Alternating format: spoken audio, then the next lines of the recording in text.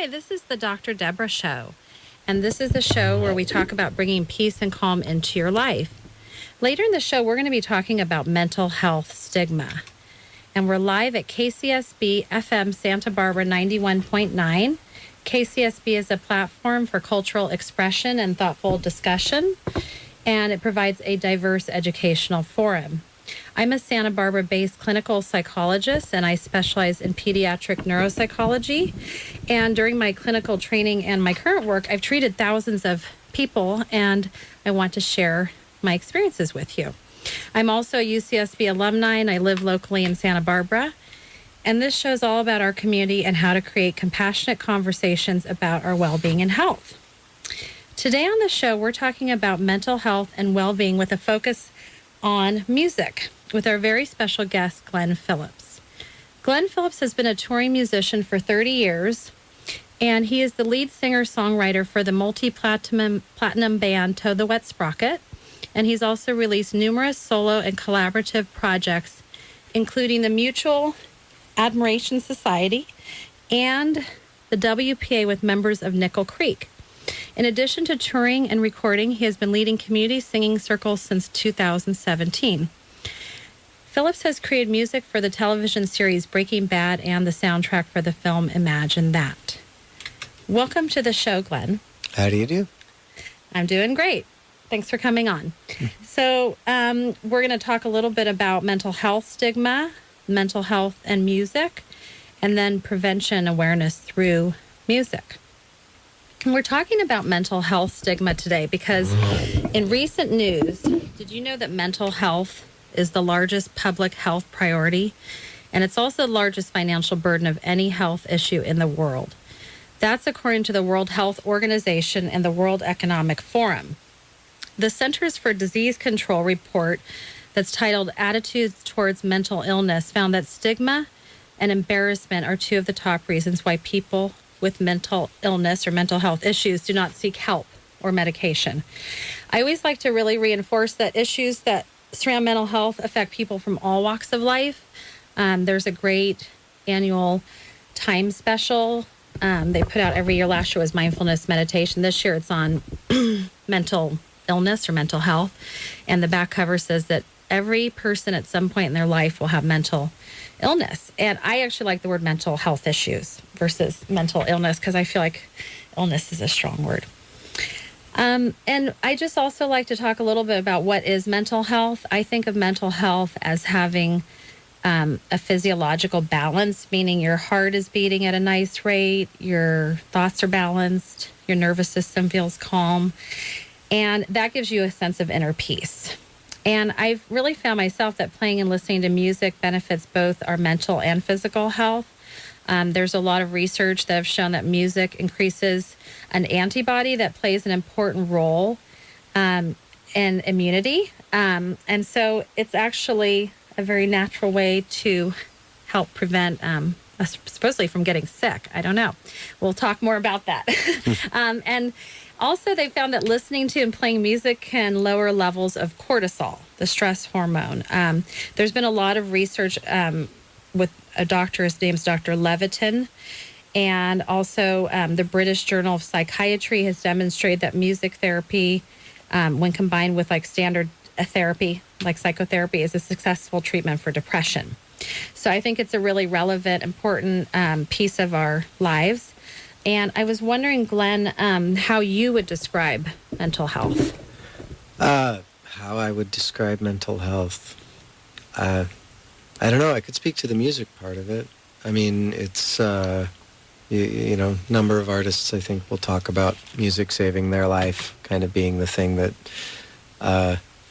you know, let them work out whatever was going on inside, you know, put it out somewhere. So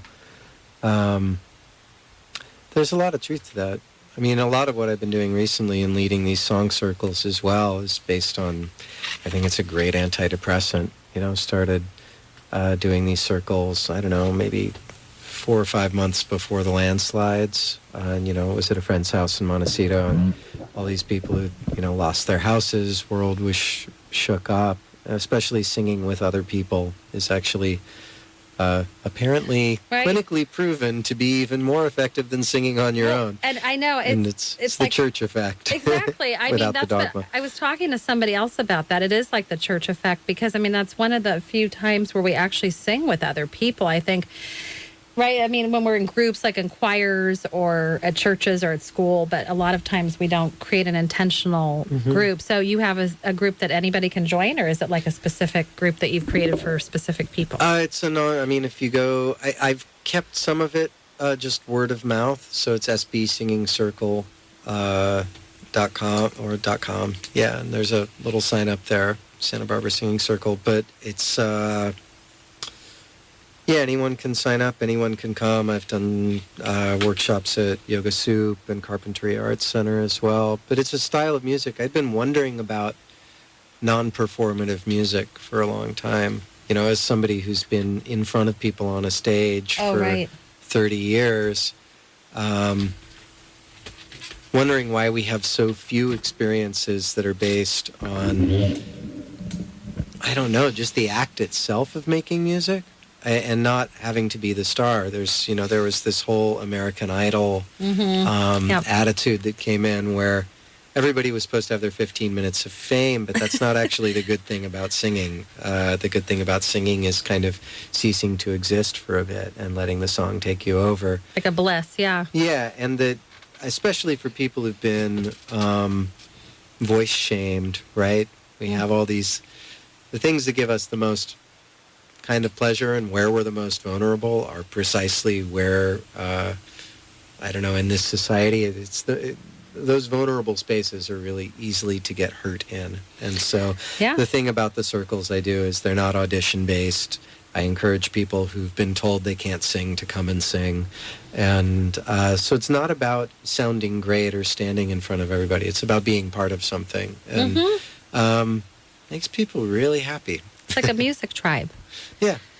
Do you have you noticed like when people start that and finish that they feel like, does anybody ever talk about they feel like more healthy, or is it more just you're talking like you feel like that gives you mental health and the people that you're interfacing with in that group? No, it definitely does. And I sometimes in the current time and sometimes after have had a lot of stories of what's kind of, you know, the people who've stayed in and the things that they've been going through personally and the importance of music in them. Right, so it's not you're just not just meeting doing music, you're also talking about other things. No, as a group, I kind of let the music do. Would you want me to flip that up for you so it's closer to your mouth? Oh, I just he's helping me with my microphone. I don't know how to use the. I think that's. Oh, you know how to put it correctly. Okay, we're having a technical moment here. There you go. Thank you. Oh, that is much better. Wow. Oh, good. Oh, thank you. Oh, Yeah. That's good. Okay. Anyway, no, I mean, it's, how can I say this? I know people who do similar music. There's a whole community singing movement. It came out of the natural voice choir movement in the UK, which started, I think, in the 40s, which led to Ubuntu choirs, which are, you know, once again, non-performance oriented group music. And so the community singing movement, a lot of it is you just let the music do what the music does rather than necessarily having to have a sermon, having to have discussion. It's a medicine that works. And so for everybody, yeah. And so you can just deliver it, and everybody's, you know, needs and particulars are going to be different. But the songs tend to be uplifting, tend to be spiritual, but not religious. So there's a lot of, you know, Rumi, Hafiz. What's a Hafi mean? Hafiz? Oh, yeah. What does that mean? Hafiz is the other of the two greatest poems from the Sufi tradition. Oh, I should know that. I'm really bad with names. I probably read that, but I... Yeah. Hafiz or Fez, but he's an ecstatic poet. Nice. I mean, I remember growing up in choir, I was always taught like that singing is like a sign of happiness. So I feel like, but I mean, I guess we don't always sing when we're happy too, but it's a nice release. Yeah, sad songs work too. That's been most of my career. It's very cathartic, right? You can kind of work through things that way too. It's like journaling almost, but you're sharing with other people. You're really deep. feelings and Well, yeah, and connecting on that. one of the things that makes you most depressed is feeling alone and like nobody understands you. And if you're sad and you hear a song, somebody singing to you about feeling the exact same thing you're singing, right? Right, you can identify with that. Yeah. I'd like to just briefly, thanks for sharing that. I'd like to briefly just talk about stigma, just because I think we use that word, and I'm hoping we'll move away from having stigma and having to talk about stigma. But I just like to educate people just about social stigma and self-stigma. And social stigma is when we have attitudes and discriminating behavior that's directed towards individuals with mental health problems as a result of the label that they may have been given. And then also self-stigma is where we internalize, if we're the mental health sufferer, those perceptions of discrimination. I think that's very common. I see that a lot in my practice, where people feel, they take on an idea of what someone else believes of them, and then that can really significantly affect feelings of shame and lead to poor treatment outcomes. So, and actually studies have suggested that stigmatizing attitudes towards people with mental health problems are widespread and commonly held. So we really need to take care of our mental health by being able to discuss our emotions, thoughts, and feelings within ourselves. I know we kind of talked just a minute ago about this, like how do you think mental health and music intersect? I mean, we're talking about your circle that you do and also your experience, it sounds like throughout your career too, being able to express yourself and talk about music that way. I was wondering, do you think people in the music industry are aware that, like, do they talk about that? Like, oh, this is helping me feel better? Or is it more just people are just very creative and expressionistic that way? I mean, in terms of the artists, one of the pleasant things about being a musician is that no one expects you to, I know you don't like the word normal, but nobody expects us to be normal. It's okay, you can still say it. We were talking outside because I said this on the other shows too. I just am not into the word normal because I feel like normal's more of a statistical bell curve, I mean, I think we're all kind of normal, but I guess we all want health and balance is what I think. Yeah. So it's okay. You can say normal. But if you... people don't expect musicians to act in standard ways true. all the time. They're actually surprised if you can, if you know. It's acceptable. Yeah, right? If you can place the salad fork and the main course, like your soup spoon and your others, like if you can actually set a table with any, putting the blade of the knife in towards the plate, then you're already so far ahead. If you're a musician, that's like you get extra credit for the little things. So, and I think the artistic mind, it can be dramatic. In some ways, I think of it as having a great dynamic range. Mm-hmm.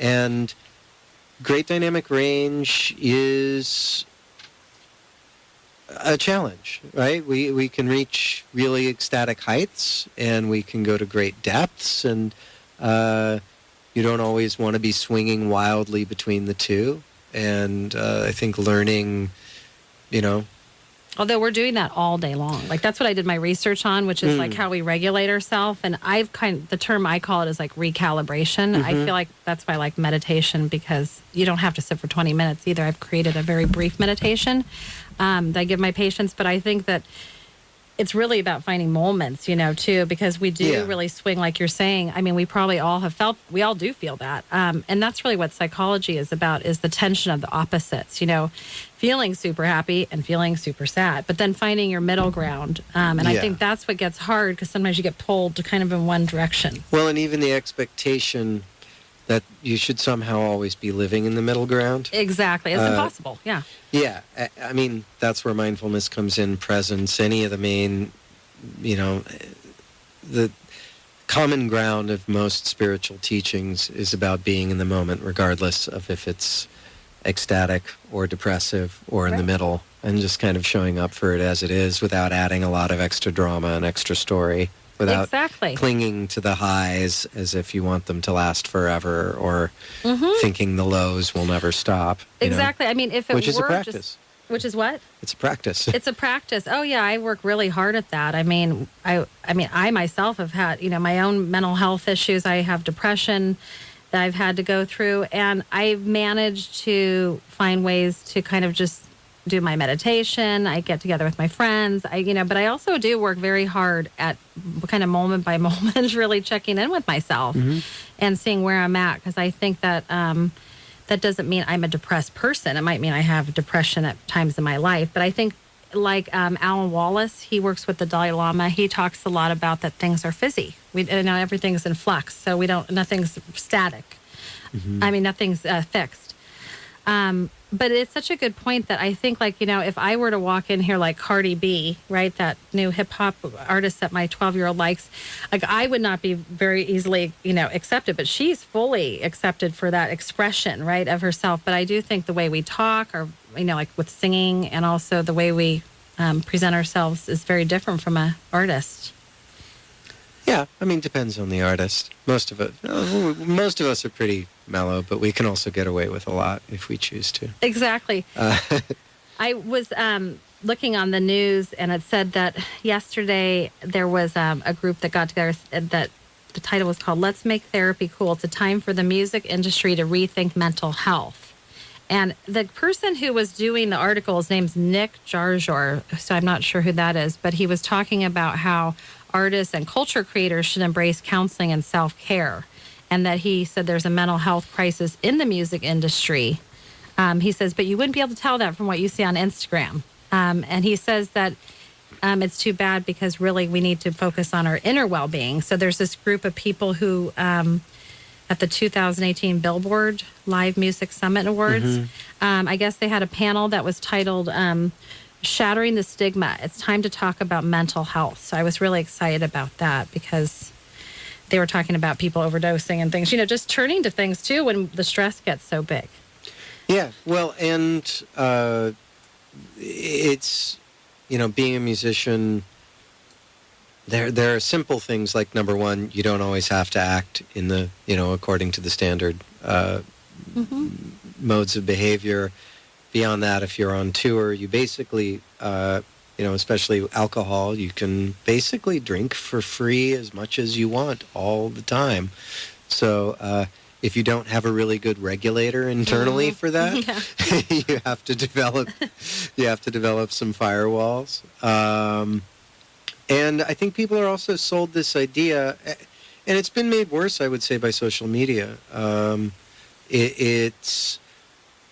There's always that idea, like, the old Counting Crows song, right? When everybody loves you, you'll never be lonely, which is a total and complete lie. It is true. And what happens over and over is people think that when everybody loves them, they'll be happy, that it's an external state, that, essentially that happiness is by having a certain number of things, right, as opposed to being an internal state. Yep. Like, The Book of Joy is a great book to read. Desmond Tutu and the Dalai Lama talking about basically, how can I say it? Yeah, happiness being a practice. Yeah, happiness is something you can carry through tragedy. That actual joy and a joyful way of being can withstand grief, can withstand loss, can withstand the unexpected. Happiness based on acquisition or, external reflection is really transitory. You're always kind of at the mercy of everything else. And so I think a lot of people expect to be fulfilled by all the attention or by success. And it can be a really difficult thing to break out of. And hence all the, addiction and other mental health issues in entertainment. I also think there's something about an artistic soul, somebody who feels comfortable being vulnerable and going out there. Vulnerability, it is a beautiful thing. It's all, the word vulnerable means you are available to be injured, right? Yeah. Vulnerable is literally like able to be hurt. Right, able to withstand the pain, yeah. I was always trained with my mentors that vulnerability is a sign of strength, but I don't think we're taught to do that. It is a sign of strength. Yeah. But it is also, it requires protection, requires boundaries, vulnerability. If you open yourself up and you're not discerning and you're wide open all the time, a lot of damage can happen. So And the first thing I do when I see people is I talk about boundaries, because boundaries actually kind of, well, they did. They came from when Freud, he got up in front of a group of people in 1912 and he drew a square. And he was actually drawing that for borderline personality, which is not the purpose. It's for borders. And that's how people came up with boundaries. But really, if you can figure out your square, so to speak, like Freud was talking about, and figure out how you like to be treated, how you want to be talked to, and try to establish that in your mind at least. And also, I think reducing chaos. And that comes from expectations, kind of what you're talking, we have an expectation maybe of that if we do so at such and such, our lives are going to be better. But I really do think it comes in. I feel really blessed because I grew up with, anything I pretty much wanted. But really, ultimately, what makes me happy is like a horse or a blade of grass or, some of the simple things. But I do think we've gotten carried away because the media has really, I think they've kind of misconstrued. I mean, it's a great resource, but I hope we can revamp that because I feel like it confuses people a little bit. Well, yeah. I mean, and back to artists and, how can I say, the need to broadcast yourself, back to social media. And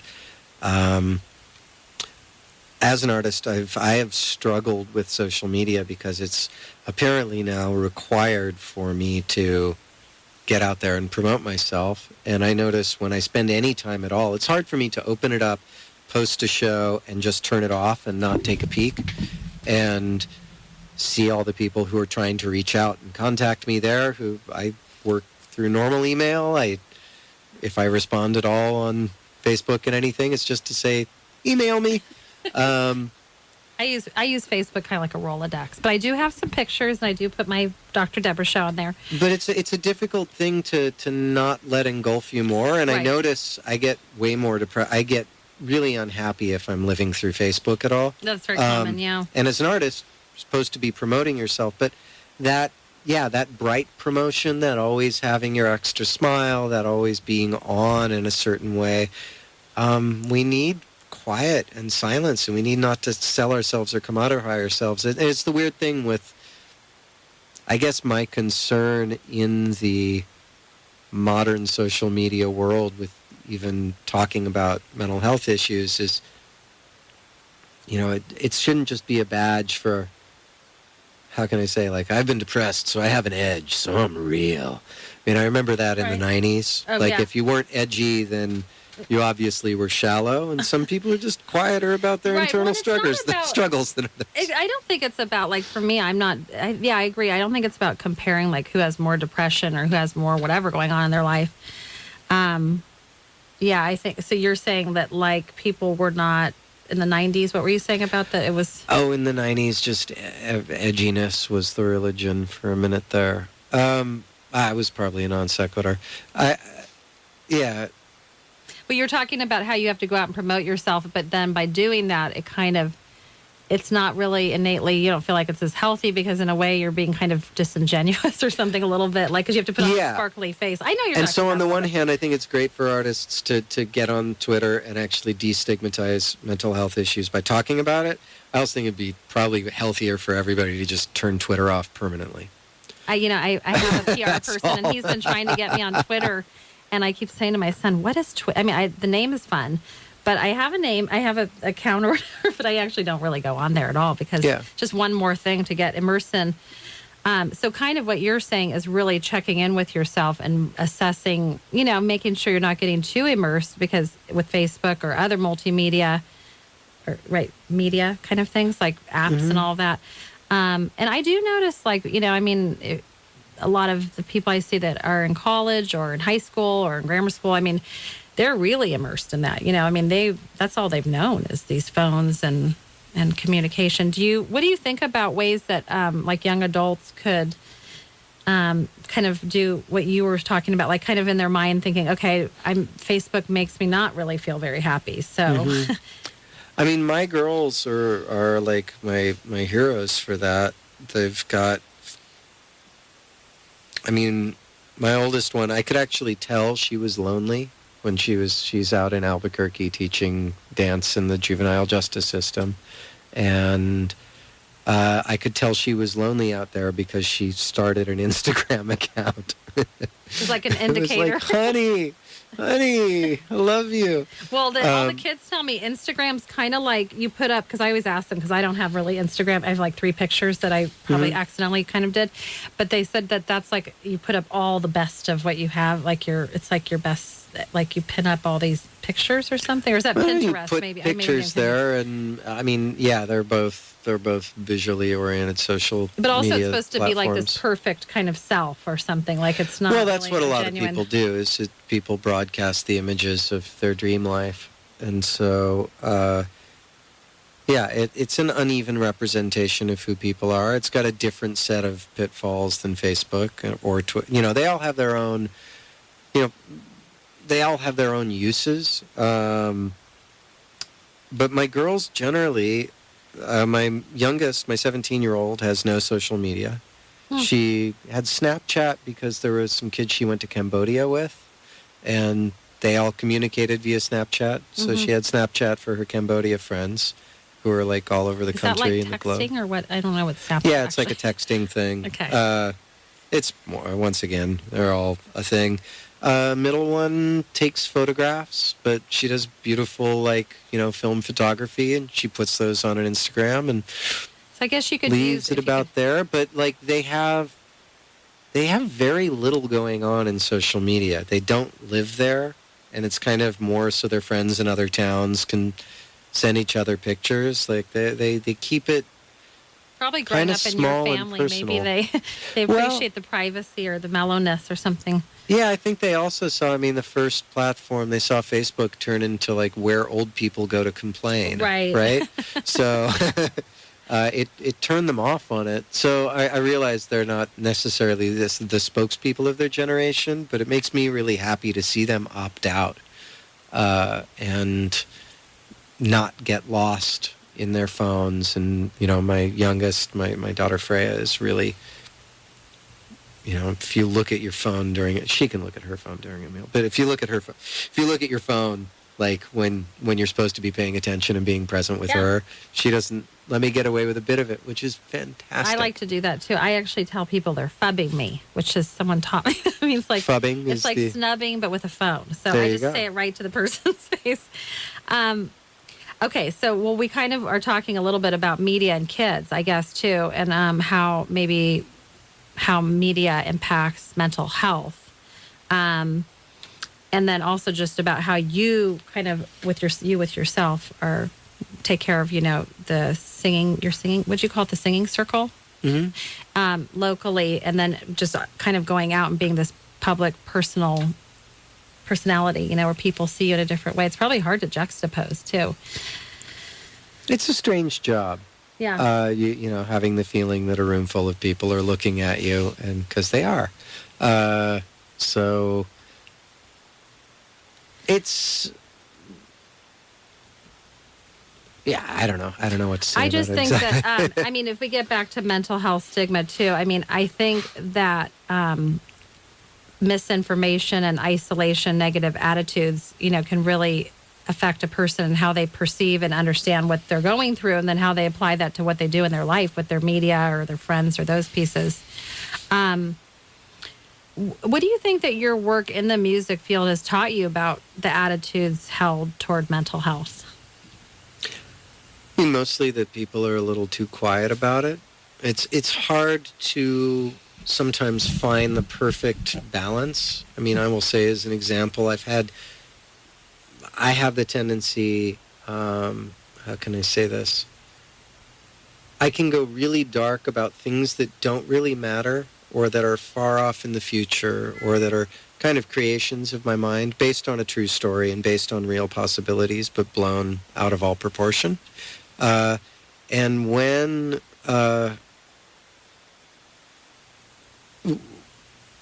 things are actually truly a real problem, when things are big and real and not just something I'm making up, I do pretty well. I do better. It pulls me into the moment, and I have to actually make real decisions about what's happening instead of worrying about the past, regretting the past or worrying about the future. It's real problems are easier to deal with than the ones that I create, right? Right. Well, we can create those by sitting alone and without nothing even around us, you know? I mean, we can do that. So, but I almost overcorrected. I felt that I'd worn out enough people in my life with worry about my career or how was I going to retire, that when I got divorced, it actually took a while for me to reach out to friends and ask for help when I really needed it, and when I needed my community next to me. I felt like I'd already worn them out on other stuff. You mean like other music stuff or just in life stuff? Other life stuff, other problems of mine. I'd used up my drama credits, and I couldn't come to them when it was really real. And my friends were really there for me. Nice. You know, when you did ask for help. When I did ask for help, they were really there for me. But I think most people are. You know, that's another thing that I always tell people is, you know, like, I don't know what to say, or I don't know how to reach that person. I mean, I think just having a person there too, you know, even if they don't completely understand, but really you can wear people out with drama. I mean, there's discernment, and is stressful. Yes. Yeah, it's why it's necessary both to communicate, to be open, but it's why it's also necessary to know what to take to your friends and what to take to your therapist. Have you ever heard of the drama triangle? Because I always try to teach people about that. The drama triangle is basically, well, first of all, you don't want to be involved in the drama triangle for everybody that's listening. And secondly, the drama is a triangle, and there's 3 points, right, to a triangle. So there's the protagonist, the rescuer, and the victim. And you can kind of probably easily see maybe where you were in there if you think about it. But the best place to be on the drama triangle to get off of it is the protagonist, would be the person who is more explicit or is more clear and maybe confrontational to some degree versus being in the position of being rescued or being, you know, the victim. So is that what you mean when you say drama, or did that not relate to that? What did I say when I said Because you were talking about how with you, when you really needed your friends, you know, when you reached this kind of pinnacle point where you'd realized you'd used up your kind of drama points. My drama but then points, really they came through. mostly in whining about my career for years and years. Yeah. And how I was big when I was a kid, and now I'm nothing, and I'm going to die alone, and that kind of thing. You're a legacy. It gets old. Yeah. I mean, it's kind of what we go back to, you know, really comes, what I always tell everybody is really, I mean, you could be, and I say this not even relevant to you, but just you could be at a concert with like 2,000 people and feel super alone because you have to listen to your voices in your head. You have to feel your body sensations, and it doesn't matter how many people are around you, or the same thing with like stuff. You know, it doesn't even matter if you're in the center of the stage. I've played shows feeling like I don't know why the people are there, and then it'll all fall apart soon enough as soon as they figure out who I really am. And they still love you. It's really weird. Which is great because I know, well, that's what's interesting is like, why do people accept you more, but like everybody else isn't accept, you know, just because you're famous, I guess, is that, but I just hope we can all accept each other because I feel like, you know, the stigma about this it just creates such an no one wants to share, and they don't feel like they're worthy, or they feel like they're invisible. And the importance of sharing some of the experience, but once again, the difference between sharing the experience versus sharing the drama. Right. I don't need to share the internal story I tell, except in like the most brief descriptive things, because sometimes even in talking about it, I can place myself, there's, you know, divorce-related stuff that's, you know, about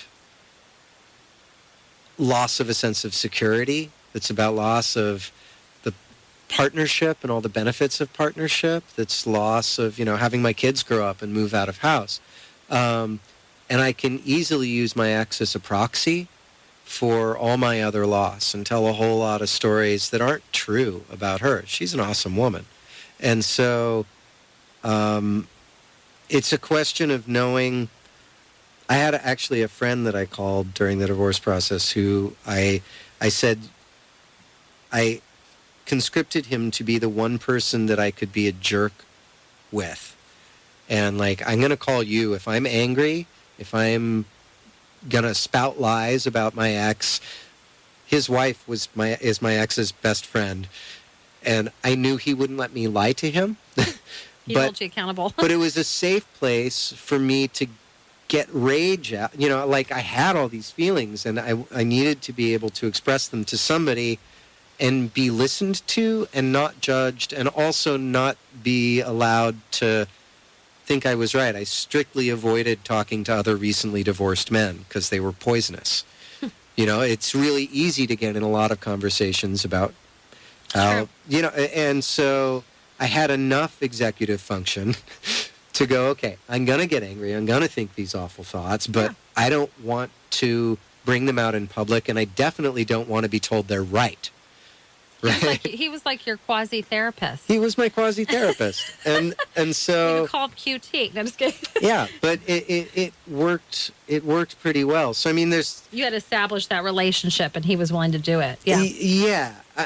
I mean, all of that to say, you know, there are things that are similar to every depressive. There are, you know, feelings of unworthiness, stuff left over from, you know, insecure attachment issues, you know. Well, and even ancestrally, yeah. Yeah. There's all this stuff lingering around. Yeah, I'm Ashkenazi. We don't get anxious. So there is, epigenetics. That's right, epigenetics.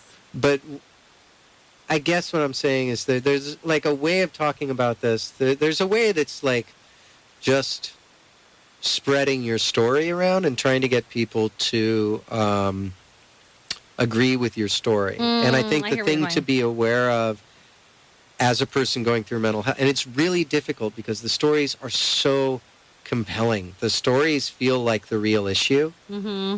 And when you're not ready to give up the story, and I've seen the same therapist for a long time, and there have just been times where I've been asked pretty much like, do you need to just are you going to keep telling me this? Mm-hmm. Like, are we going to get to the real stuff? And it's like, no, because you don't understand. You have to, like, that my pain feels so special and so unique, and well, it is. I mean, driven by the story that repetitive, yeah. Yeah, it just turns into, I don't know, something that misses the underlying point, right? I kind of I think Freud really, he had a couple good things like the repetition compulsion. It's like we keep repeating and repeating and repeating. It's really painful for us to live through or watch someone go through.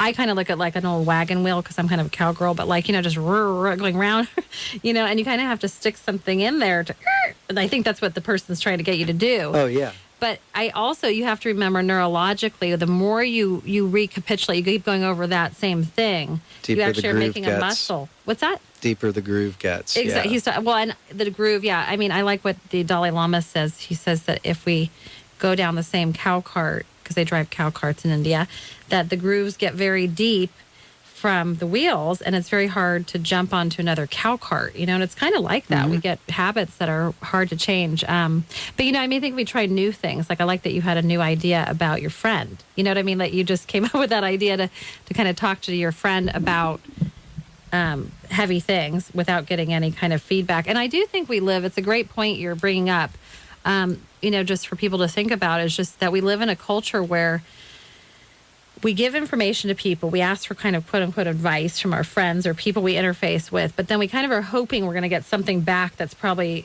going to confirm that for us, you know, or like they're going to have some magical answer.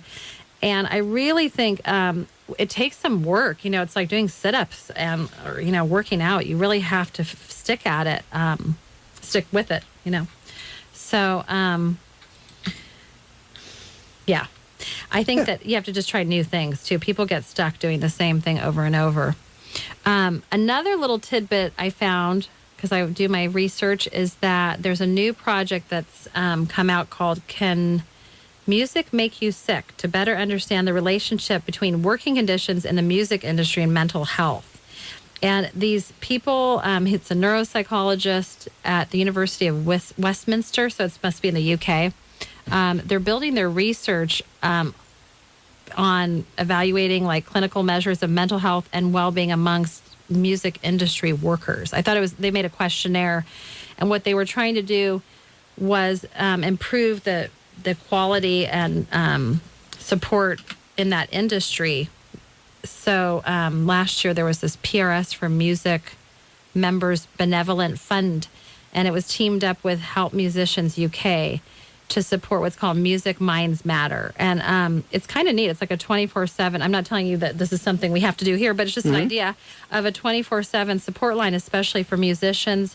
And they also like help offer free information. They do advice, listening, emotional support, and signposting for additional services. I just think that's a great, just to get, I think each profession almost needs to have its own idea of how they can meet the people that they're collaborating with. Yeah, people have done that. There's a couple organizations, I think in Austin and Nashville, that are kind of specifically. There are a few other. I think there's a couple national mental health organizations. Do you think those work, specifically. or what do you think about those ideas? I don't know. I mean, I've never availed myself to any great degree so maybe of it. but if you're not doing that, probably other people maybe aren't using that too. And I think there are specifics. There's a group, a friend of mine, Rami Anton, and his was, I think, a little somewhat faith oriented, so not a thing that I would necessarily do. But his stuff was kind of a combination of group support, mental support for musicians, because it can be an isolating and hard business. You see people jump up and get very successful, and then things instantly disappear, or you think you were about to be the next in line for something, and then nothing goes your way. And even I got off the phone with my former manager about my last album. Was like, now do you think it was self-sabotage again, or was this just the music industry this time? Because I really was trying not to self-sabotage. And he said, I think it was actually just, it didn't happen this time. It's like, okay, as long as it's not that I somehow made it not happen again by sabotage. But and how to deal with having uncertain income, right? Unless you are on retainer for a large artist, it's like there are very few jobs in the music industry that are, at least as an artist, that are stable. That's true. And so how to save, how to do financial planning with uncertain income, how to, avoiding things that can get really stressful if you don't, pay attention to them early on. And it's probably because it's a weird job. Probably people think, I'm famous, and then I'm going to be like Elizabeth Taylor and have like oodles of money. Do you think that happens? You like a false sense of like, oh, this is going to keep going on, or is but there's also, even if you're doing well for a second, I mean, the thing about human beings is we adjust to think whatever's currently happening is normal. And any success in the music business that's not just kind of work a day out of the spotlight, any success is an anomaly. The total number of people who are actually doing like publicly well, who are in that stardom category, it's almost no one. It's kind of like professional athletes. It's kind of similar. Like everyone's pushing their kids to be professional athletes, and it's so hard. My husband played professional, or almost professional. I mean, I think he traveled around the world, but I mean, it's only like the top 10 people who, really make it. Yeah. So people have most people are like minor league baseball players, and minor league baseball is a hard job. It is a professional job, and you're still among the best in the world at what you do, but it is a hard job. And people don't realize that, like, to have that big dream, it's like thinking you'll win the lottery, and people telling you all the time that you're going to win the lottery and that you should win the lottery, or it's not fair if you don't. And it's hard to reprogram and just go like, if I make a living at this at all, I'm actually incredibly lucky. It's almost like traumatic. I mean, I guess, do you ever feel, because I mean, it's still, you did do like some really amazing work. I mean, and I don't know is there any artist that you can think of that like has sustained throughout their whole career? Everybody has an arc. I mean, you two are, the biggest band in the world, and they sell less tickets than they used to. Sure. But if you fall from high enough, you can fall into a pretty comfortable, it's like still playing stadiums. I guess we're okay. Is that what you play, stadiums? No, I was thinking you too. I never played stadiums. I mean, I play, the music industry has changed a lot. I mean, so, people don't buy records, they stream them. You don't know how to really measure how many people are listening to you. Things are so oriented towards video and towards, because of YouTube. And online streaming, that if you don't manage that world well, you really don't get heard. It's a very different world than the world in which I grew up in. And I'm not very good at most of the new tricks, which is partly why I've kind of found my successes these days in things that are just completely outside the realm of pop music. That they give me a lot of pleasure, because I can have, how can I say, when I do choir leading stuff, I'm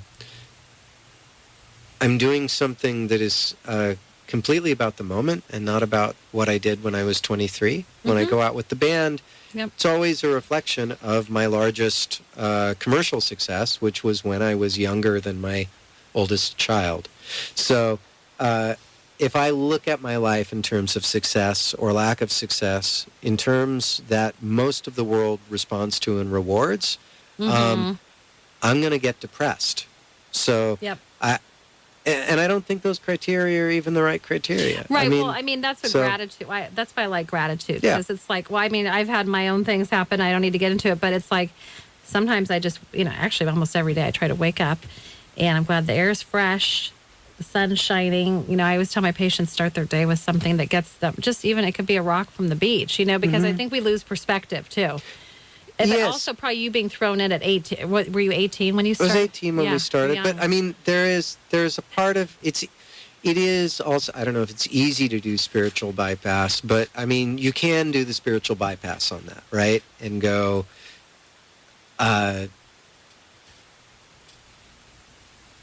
not give voice to grief for what has changed. When things you love change. That's important. Yeah, I think it can, that showing up and being grateful in the moment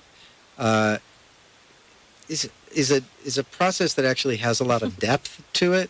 It is. It can be talked about in a way that sounds glib and easy and like, go out and love the flowers.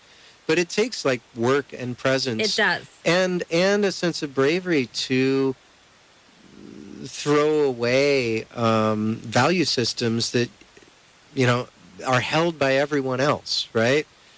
And to kind of be able to claim yourself for yourself in the present tense, and show up and appreciate your life for what it actually is in the moment. That's super an hard. easy You're step right. for people to take. Thank you for pointing that out. Yeah. And I do usually tell my patients that I say, this sounds really easy, but just try it, But if you do it for 15 years or a year, usually a habit, if you really make something a practice, I think after about 6 months, you can kind of wrap your mind around what you need to do. And things like mindfulness, sitting. I haven't been sitting for the last month, but sitting every morning for 20 minutes helps a lot. Hard. Oh, yeah. And I've just moved a few months ago to the Mesa, and, I have a little apartment there, and I can walk down to the beach, and just getting bowled over by beauty really helps. There's something about the edge of the ocean that is a great antidepressant. Oh, I know. Well, water is very healing because it's got the the sea salts, smell, and but also I just think because we're made from water, I think we need to be around that. But it is true. I guess what Glen's saying, I should maybe elaborate on is the idea that you have to make it a daily practice. But all my mindfulness teachers, what I love that they taught me is really just to try to take 10 seconds here and there. You could be washing your dishes, and be appreciative that you have water on your dishes. If you see something, be happy that you can see. But it takes a presence. But that's why if you start a conversation with you and check in with yourself, and see, okay, how am I doing before you go into a circumstance or before you start your day. My therapist is fond of 8 breaths, as far as just the thoughts start getting out of hand, if you're spinning out, if you're, just I'll have to do my little mini meditation. 8 breaths. Well, breathing is key because I think we hold our breath when we get anxious or stressed.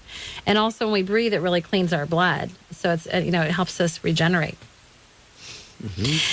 And if you're just jumping in now, we're here talking about music with Glen Phillips. And we have about 10 minutes left. We're talking now, I'm just going to kind of move into like prevention and awareness through music. But we have been talking about just music and mental health as far as how that intersects. And then I'm just talking a little bit maybe about young adults too and how it's our world that we're living in has impacted them. And then maybe, for Glenn, how it's been for you to be a young rising star, and then now, as you transition into different phases of our life, right? I think that's what you're talking a lot about is these transitions you've been through. Yeah.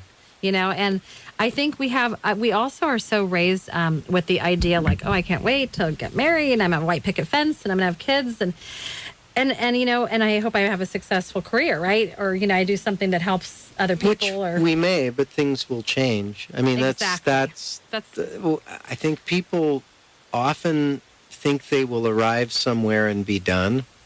And I mean, that is the point of every spiritual teaching I've read is that things keep changing. Mm-hmm. And happiness is not based on gathering it all and then freezing it.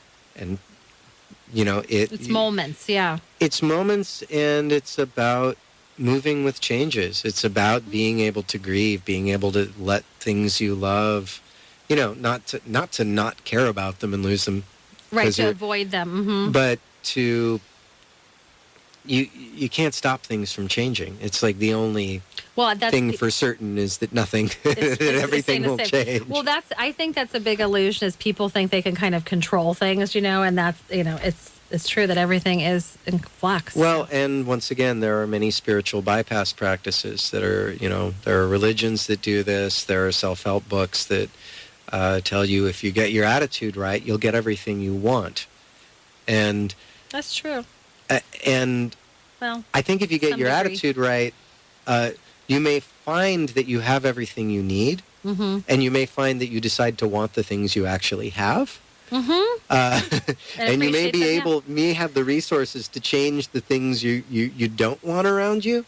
But the idea that it's like a slot machine, and if you're somehow spiritually perfect, you're gonna get out of it the jackpot. Well, the jackpot is that you can feel like you love yourself. Yeah, but I mean, the bad language around that, yeah, like it's not working out for you because you're doing it wrong, and it's like, right, the negative. I think there can be a real trap in that. Mm-hmm. And it's hard in feel-good language because having a better attitude does really help. I find that when I have a better attitude, stuff in my life works. But you kind of can't trick yourself into getting the good attitude thinking that it guarantees a great outcome. Well, and sometimes grief can actually really move you into a new space. And at the beginning, I meant to jump in because you were talking about, it wasn't exactly like broken things, but things that haven't worked out. And I love the Japanese culture because when they have something that's broken, like a bowl or table or whatever, they fill it actually with gold because they feel like the kind of breaks are golden. Because, actually, our failures or things that didn't work out, those are really opportunities for growth and for evolution. But I do think people don't want to mourn too, Mm-hmm. I mean, it's like waves in the ocean. You kind of have to meet the wave because, otherwise it can become like a tsunami or, like when you let the water out of a tub, kind of sucks you in like a vortex. But I think, you have to, you don't have to, but it'd be healthy for each of us to learn more self-acceptance and also to change the script I think we tell ourselves about, like what you're talking about, like that it has to be set a certain way in a certain time, and we have to look a certain way, all these different factors, because we can get very cornered that way. Yeah, and there's a purpose to it. I mean, this period of my life I found, I think, more purpose than I've ever had before and more service than I've ever had before, and I don't think I would be able to do the work I do with other people. I don't think I'd be able to be a mentor or a teacher or come to a radio show like this. Yeah, well, but if I hadn't done some suffering on my own, if I didn't understand self-inflicted misery, right? And I really understand self-inflicted misery. I have a lot of compassion for it. I have more compassion for other people having it than I do for myself having it. But it's if I had not, I had an experience maybe 4 years ago where I finally, instead of regretting my past, instead of like hating myself for the times I'd been depressed, the time I'd wasted, what it had cost me, I finally was able to look at it as a resource because I can sit with people in the same way that, like, if you're getting, addiction counseling, you want your addiction counselor to have been an addict. Right. Because you'll like believe... when I took my board exams, I said, did you take that exam? Because a lot of them didn't. So I was like, I want the person who took that exam. You'll believe what they say. And so when I'm standing with somebody who's going through deep sorrow or deep loss, especially if it's largely self-created, if it's stuff in their head, I know how that works. I know how strong it can be, and it allows me to offer more. And I can look at that entire process that I went through myself as something that turned into a resource, and that I still have practices around. I still have to manage, and I think of my depressive tendencies as, in some ways, a gift. Right? It's a bunch of sensitivities, and if I tune it right, it all can tune towards compassion. It can all tune towards healing. It can all tune towards art. It can come out in all these wonderful ways. If I get slack, and if I'm not doing my practices and not putting in my work, then I just end up alone and depressed again. And I can always get out of it, but it's kind of cyclical. But it's really useful when it's tuned well. And speaking of sensitivities, I mean, I like the work. I don't know, have you ever heard of Judith Orloff? She used to come here for the Supermind series. In fact, she'd have the guy who was the drummer for the Doors. He would play the drums at the Libero. It was probably 15 years ago. They used to have a great series here. Anyhow, if any of you are listening or interested in people who are more sensitive, she's a psychiatrist in Venice Beach, and I highly recommend her. You could look on her website. Actually, she has these great little videos. They're like 4 minutes long. They're free. And she kind of talks about if you're more sensitive. I know I'm a more sensitive person, of how to protect yourself, and you become a little more porous too, like we take in more. But I think what you're ultimately saying is that by you experiencing and being more comfortable working through your own mental health things that are going on, including depression or whatever, marriage, divorce, and raising kids, and your relationship with yourself, that actually, even though you kind of went through the fire of really suffering and feeling really horrible, sad feelings, that actually that's helped you to connect with other people and to feel maybe some level of more peace about that. I mean, not only more peace, but purpose. Right. We all need that. Yeah. I usually like to ask people about campaigns, but I think we did do that. We'd have just a couple minutes left. I was wondering, how do you think we could put more music into our lives to help create more mental health? I mean, I know people turn on the radio, and I had Peter Melnick. I don't know if you know him. He's a composer, but we were talking about how people pick their music according to their mood. It kind of just naturally happens. You just feel certain things. You just turn it, and you find the station. Yeah, I mean, I don't know. I think people should listen broadly, listen to newer music. So branch out a little. Branch out a little, but also bring out your favorites. The one that made you cry last time will probably help you to cry this time, and probably a good thing to do. And I would say making music together. I mean, I am a firm that's been like my religion recently, has been getting people to feel like they can actually create music together. I think it's... We need a world music band. Well, it's something that has been an integral part of every human culture up until maybe this last 100 years. The fact that we don't sing together, sad, the amount of trust it builds, the amount of community it builds. You stand there, and if you can't remember a line, the person next to you is remembering one word, you're remembering the next. It's a very intuitive form of cooperation. And it incorporates breathing, it incorporates posture, it's working on so many parts of the body and mind and soul. I would say my simple thing, if I have my own personal agenda, it's, I think music is the best antidepressant. So if you can find ways of making it with other people, like listening to it is great, making it is even better, and that you don't have to be great to do it. Right. Like, I think you can pick up an instrument, or you can try out singing. It doesn't have to be perfect. Stop voice shaming each other. Like, you don't have to be in the spotlight with that voice, but you should definitely be singing with whatever voice sing you around have. your house. If I do that. I just sing or hum or... Your dog will love you. He does. He likes to sing too. I've been trying to train him. Well, I want to thank you, Glenn, for coming on the show and sharing your words of wisdom. I don't know if you have any final thoughts that you'd love to share. I mean, I know you had a lot of great ideas. And Nothing I can come up with in 4 seconds. we're counting down. Okay, well, I just am going to wrap up. I like to talk about ways we can work together to help create a supportive environment that can empower and care for the individual.